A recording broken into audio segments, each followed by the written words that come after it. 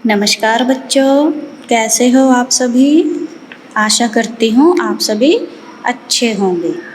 तो बच्चों, आज हम करेंगे हिंदी में व्याकरण उद्यान। देखिए आगे, वर्णमाला, पाठ नंबर 2, वर्णमाला। हम जो भी बोलते हैं वह वर्ण है। जो भी हम इस वक्त बोल रहे हैं वो क्या है? वो वर्ण है। बोलते समय हमारे मुंह से जो ध्वनियाँ निकलती हैं उन्हें वर्ण कहते हैं।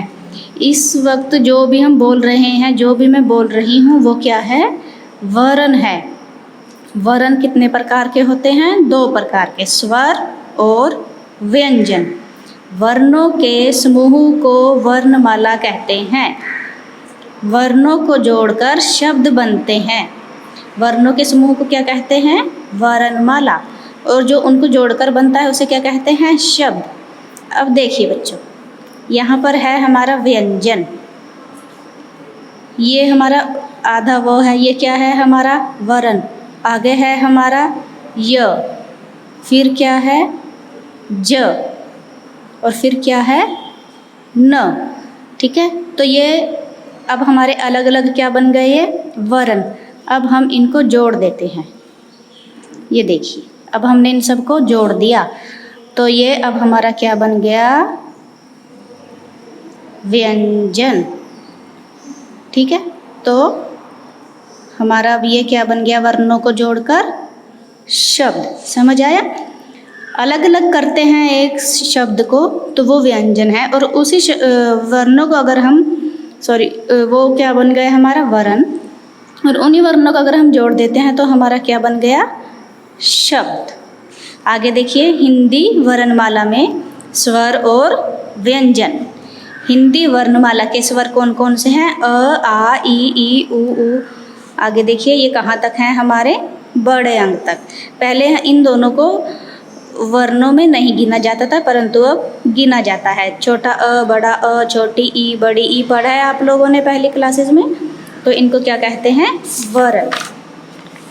आगे देखिए, स्वरों की मात्रा। स्वरों की मात्रा मीन्स स्वर जो भी हम बोल रहे हैं उसकी आवाज़। अ, एक साधारण अ हो गया। आ, अब देखिए अ के पीछे क्या लग गया? एक मात्रा, आ की मात्रा लग गई तो वो क्या बन गया? आ।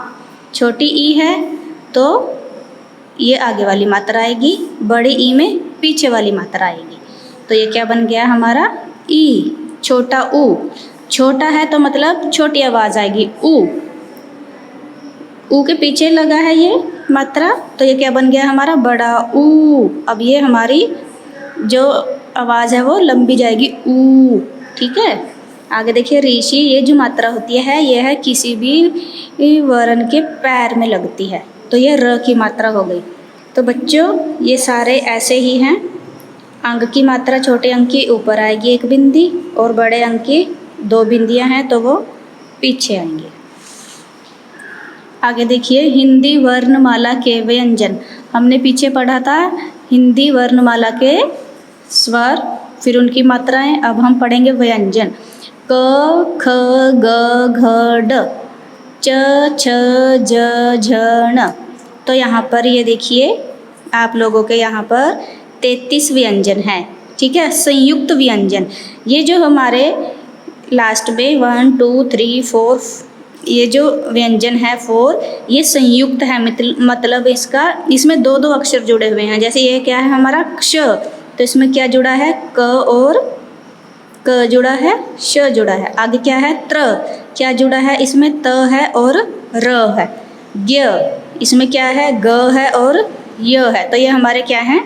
संयुक्त व्यंजन मीन्स जिसमें 2-2 स्वर जुड़े हैं। ठीक है, आगे देखिए, ड, ढ, ये अतिरिक्त व्यंजन है। तो आगे देखिए, व्यंजनों के साथ मात्रा का प्रयोग। पहले हमने स्वरों के साथ मात्राएं लगाई थी, अब हम व्यंजनों के साथ मात्रा का प्रयोग करेंगे। क, साधारण सा क है, पीछे म लगा दिया तो कम बन गया। अब हम इसके पीछे आ की मात्रा लगा देंगे का के पीछे, तो ये काम बन गया। की, छोटी की है किला बोल कर देखिएंगे तो ये छोटा ही आएगा, यहाँ पर ज़्यादा लंबी आवाज़ नहीं आएगी, किला। अगर हम क के पीछे बड़ी की मात्रा लगा देंगे तो ये क्या बन गया, कील। देखो आ रहा है ना बोलने में, कील, लंबी जा रही है आवाज़, मतलब तो ये हमारा क्या बन गया, बड़ी ई। तो इसी तरह छोटे ऊ की मात्रा में कुल और बड़े ऊ की मात्रा में कूक। जहाँ भी छोटी मात्रा लगी होगी वहाँ पर जो ध्वनि है वो मात्रा की वो छोटी जाएगी, जहाँ पर बड़ी मात्रा लगी होगी वहाँ पर हमारी जो ध्वनि है वो लंबी जाएगी। तो इस तरह ये आप लोगों के बड़े अंक तक यहाँ पर आप लोगों के व्यंजन दिए हुए हैं। आजकल अंग्रेजी की ध्वनि में चांद का प्रयोग हिंदी में होने लगा है, जैसे बॉल, ये ना तो बोल है ना ये बाल है, अगर इसके ऊपर चांद लगा दिया तो ये क्या बन गया, बॉल। डॉक्टर, हिंदी में तो इसे हम चिकित्सक कहते हैं, परंतु ये इंग्लिश का वर्ड है जो अब हमारा हिंदी में भी प्रयोग होने लगा है। ठीक है, बॉल, बॉल को, बॉल के ऊपर हमने क्या लगा दिया, चांद। डॉक्टर के ऊपर चांद लगा दिया, कॉलेज के ऊपर चांद लगा दिया। कॉलेज को हिंदी में विश्वविद्यालय कहते हैं, तो अब ये हिंदी में कॉलेज भी आने लग गया, तो इसे हम चांद लगाकर यहाँ पर कॉलेज लगा देंगे। ठीक है, संयुक्त व्यंजन वाले शब्द, जैसा मैंने पीछे बताया था, क्षमा, ज्ञ से ज्ञान, त्र से त्रिभुज, श्र से श्रम, श्रम मतलब मेहनत। आगे देखिए, आओ अभ्यास करें, सही स्वर से शब्द पूरे कीजिए। तो बच्चों ये आप लोग खुद से करेंगे, सही मात्रा लगाइए। आप लोग यहाँ पर तस्वीर में देखकर मात्रा लगा सकते हैं, किसकी तस्वीर यहाँ पर छपी हुई है। खाली जगह पर सही व्यंजन भरिए। च के बाद क्या आता है, ज के बाद क्या आता है, थ से पहले क्या आता है, तो आप ये करेंगे, संयुक्त व्यंजनों से एक एक शब्द बनाइए, श, ज्ञ, त्र और श्र से। चित्र देखकर नाम लिखिए। ये क्या है, सांप है, बिल्ली है, बंदर है, गैंडा है। स्टूडेंट्स, यहाँ पर आप लोगों का लेसन नंबर पार्ट नंबर 2 ख़त्म होता है। तो उम्मीद करती हूँ आपको समझ आ गया होगा। एक बार अपने माता पिता की सहायता से इसे ज़रूर समझना। Okay students, have a good day.